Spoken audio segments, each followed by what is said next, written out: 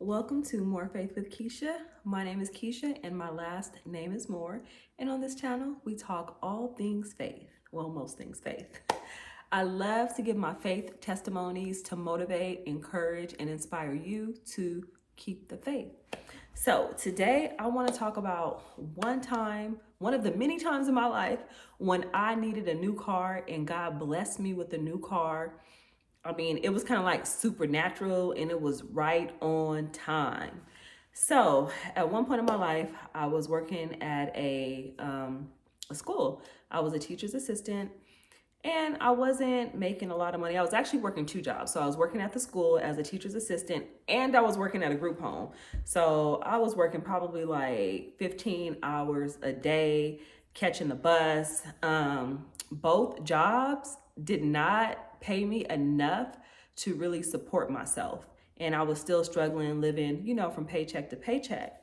So, like I said, catching a bus to work and I didn't have a car, but I was still humble. I was still, grinding it out, just knowing God is going to come through. It was just a matter of time before I received that one breakthrough that would just change my life financially. So I wasn't ashamed to catch the bus. I wasn't ashamed to work at a group home. I wasn't ashamed to work two jobs. Like sometimes you have to start somewhere, and I started with where I was at.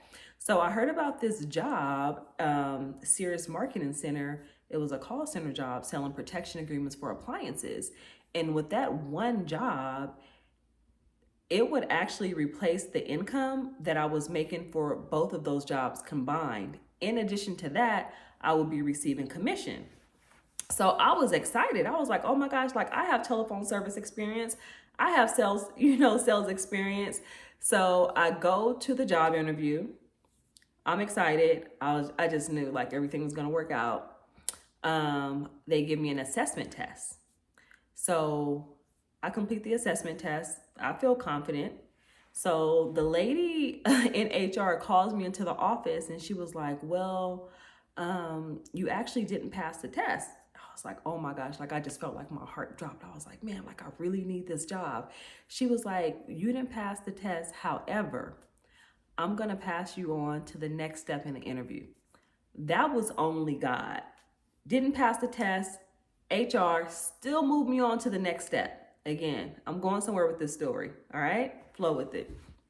So I go upstairs, and now the second part of the assessment or whatever, you had to do a side by side with someone who was actually working for the company to kind of, learn the system, see if it's something that you would still be interested in, how they maneuver, just the whole overall sales experience. And so as I was sitting next to the young lady, I'm watching the screen, watching what she's doing. This was right before I was going into, go through the second part of the interviewing phase. So I'm watching everything and, it looks good. And she was like very, very negative.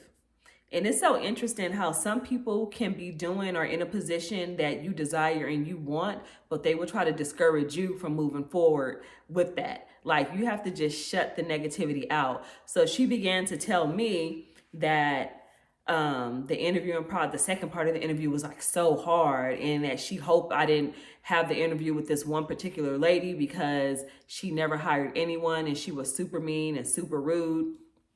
And a little part of me was like getting nervous and discouraged, but another part of me was like, man, I got to shut all that down. Like, I don't even care what she's talking about right now. I'm just focused on this second part of the interview because if I get this job, this is going to change my life.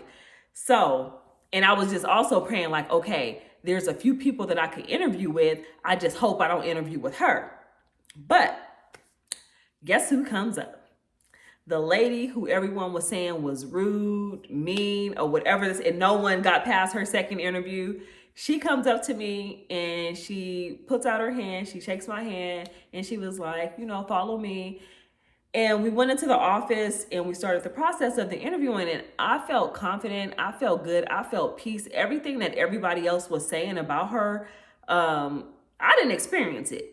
And I didn't feel it. And that's just an example. Don't let someone else's negativity, don't let someone else's experience alter, your feeling towards someone, because maybe their experience is true, but God can do something different to that person's heart so that God can grant you favor. So don't let someone else's experience or negativity alter, your feeling or what it is that you're about to do. So I'm interviewing, she's asking me the questions, I'm feeling confident, I'm feeling good, and I'm feeling humble. And, again, it was just totally different from what everybody else had explained to me. After the interviewing process, she said, I want to offer you the position as one of the sales agents. And I was like, oh my, so she offered me the position on the spot. And I was like, yeah, I'm interested. Not interested. Yeah, I accept the offer. So now I'm excited. She tells me to go back down to HR, to the lady who moved me on to the interview after I failed the assessment test, right? She gives me all the steps. We have to take a drug test, fingerprint, all that stuff that you do before you go to before you actually start your work. So I think it was like a week. I had like a week before training, and my shift was going to be like at 6 a.m. in the morning. Remember what I said? I didn't have a car. I was catching the bus. I was working 2 jobs and I was catching the bus.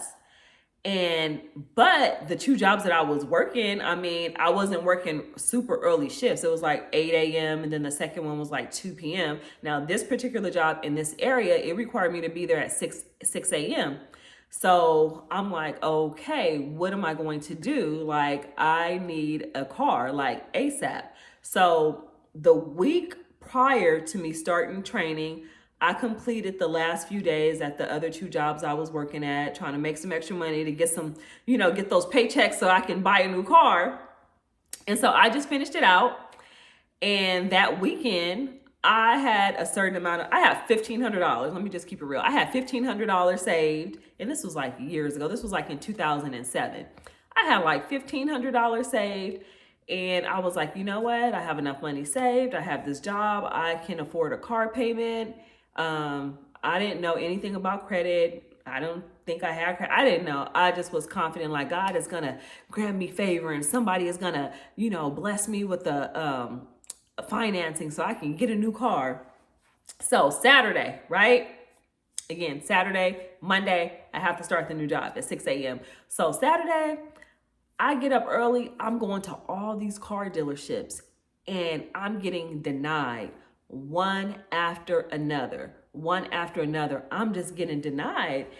And that confidence I started to feel a little discouragement. However, I was still optimistic. I just knew there was something inside of me that knew God was going to come through. If he brought me this far in the game, this far, where this was like my financial breakthrough, I just knew he was going to come through. How he was going to come through, exactly what time, I didn't know all the details of it, but I just knew God has to come through. He's going to come through. So all day Saturday, I'm going to all the car dealerships. Denied. Oh, you don't have any credit. Oh, you don't have good credit. Oh, you don't make enough money. Oh, you need more money down. Do you have somebody to co-sign for you? All these things. And it just didn't work out. So, but I'm like, you know what? That was Saturday. Sunday, a new day, right? And it's Sunday too, something has to come through. It's on a Sunday. So Sunday, I start the process again. I'm going to all these car dealerships and I am getting denied. They are not even budging. They're not trying to work with your girl, nothing. It was just deny, right?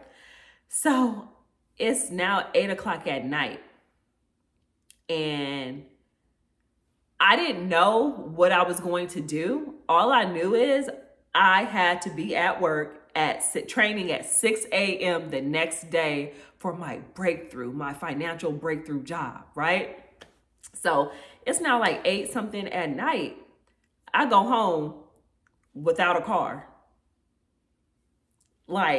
without a car, nothing. I'm so excited because I just love to give my testimonies about how God has come through in my life. So if I keep smiling and I'm all excited, and I'm just remembering like how it felt at that moment. It was like it was yesterday. Like God is just amazing. He just blows my mind like every time. He always come through. You know that song, Late in the Midnight Hour, God's gonna turn it around? That's what happened to me. So I'm at home, it's 8 o'clock at night.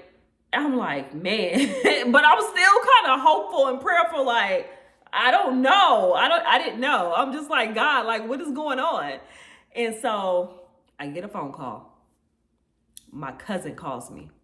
She was like, and she was working with me as well. So we both were starting, the job the next day, but she lived in another like city. So she couldn't give me a ride or anything like that. But, I wanted to, have my own car and things like that. So she calls me at 8 something at night.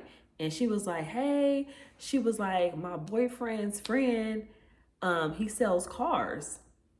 And he got a car from the auction. It was like, and this was like in 2007. And I think it was a 1997 Saturn. She was like, he has a 1997 Saturn and he's selling it. I think it was like for $1,400 or whatever. And she was like, my boyfriend checked it out. She was like, girl, it's clean. The inside is clean. The outside is clean. It does need a new engine. But my boyfriend has a friend that works on cars. And he said that he can put a new engine in it for $700. So she was like, and it was in Pasadena. She was like, you want to come through and check it out? So I was like, yeah. So that was like at 8 something at night.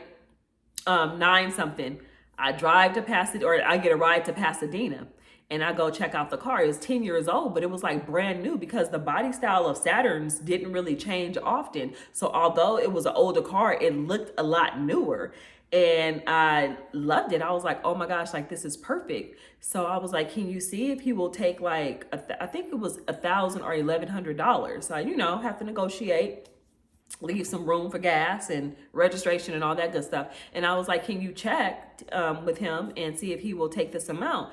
And it was like, yeah. So he took $1,100. So I get home that night. Oh, and then I made arrangements to pay the $700 to the guy, the mechanic or whatever that was going to put a new engine in it. But in the meantime, the car drove well enough for me to get to work. And I get home, I don't know, it was like 10, 11 o'clock at night. So I get my new car, like God blessed me with the car. And here's the thing, no, it wasn't a brand new car, but no, it wasn't like a raggedy bucket or anything like that. Like that car was in good condition. And God granted me favor with the person to take my offer. And then the next week, I took the car to the mechanic, gave him the $700, and he put in a new engine. So total, I probably paid maybe like $1,800 or something. It was a long time ago, but I paid the money to get it fixed. So here's the thing. God came through. What to me seemed like was the last minute, God had everything already worked out. Everything was worked out. So that elevated my faith to another level. Even if I do not see how it's going to happen, even if I don't know how it's going to happen, just know that it's going to happen. And even if it doesn't happen the way that you want it to happen, just know that God is going to work everything out for you the way that it should be worked out. So literally, my car, it was like a brand new car, a brand new engine. Like I said, the interior and the exterior was in perfect condition. It was clean. And I didn't have a car payment. So I'm glad that none of those car dealerships financed me and approved me, because it felt so good to just have a certain level of financial freedom where I have a good running car, I own it, and I didn't have to worry about every time I got paid, I have to pay a paycheck. I have to pay a car payment. Don't be afraid to start with where you are. Like if you're believing God for something, if you're believing him for a car, or don't even be ashamed to not get a brand new car because everybody around you is driving a nice fancy car, but they may not even be able to pay their car payment. And So if you want a car payment, I mean, that's perfectly fine. That's between you and God if you can afford it or whatever. But I'm just saying, my point is, don't be ashamed to start with where you are. Don't be ashamed to get something pre-owned. Don't feel like you're too good or it's beneath you. There's levels. Because years later, I was actually able to purchase a brand new car. But I had to start somewhere. I started with walking. I started with catching the bus, right? I started with a pre-owned car, and later I started with a brand new car that I actually wanted. And I just want to motivate and encourage you to know that God will come through in your life. If you know that God has opened one door for you, and then there's another door that needs to be opened after that door so that the assignment can be fulfilled, just know it's God who opens the door. I had to remember it was God who opened the door for me to get the job, because I didn't even pass the assessment test, but God granted me favor with that lady. There was people I know that did not pass the assessment test, and they were not hired, and they had to wait 6 months to reapply. That was not the case with me. God opened the door for me to get the job, and he opened the door for me to keep the job. And keeping the job was a requirement for me to actually get to the job, and that was a new car. So God bless me. God will bless you. Keep the faith, stay motivated, stay encouraged. Don't let anyone put seeds of doubt in your heart and mind of what God can't do or what didn't work out for them or how it didn't happen for them. Just because it didn't happen for them doesn't mean it's not going to happen for you. Stay blessed, more faith.